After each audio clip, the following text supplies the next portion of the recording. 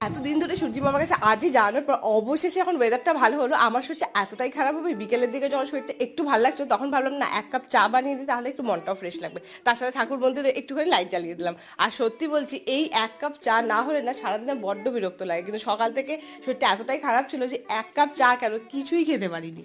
দেখবে শরীর যখন ভালো থাকে না তখন কোনো কিছু একেবারেই করতে ইচ্ছা করে না। আজকেও ঠিক সেরকমই দিন ছিল, সকাল থেকে বিকেল পর্যন্ত একটা কোনো কাজও করিনি, সমস্ত কিছু যেভাবে পড়ে থাকা ঠিক সেভাবেই পড়েছিল।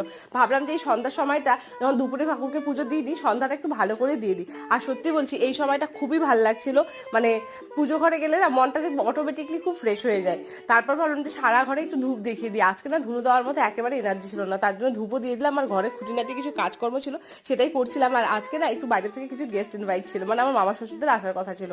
আর এই যে ওষুধগুলো তোমাদের সাথে শেয়ার করলাম, তো তার জন্য এই সমস্ত রান্নাবান্না আমার শাশুড়ি মা আমার বড় মশাই মিলে কমপ্লিট করে রাখলো।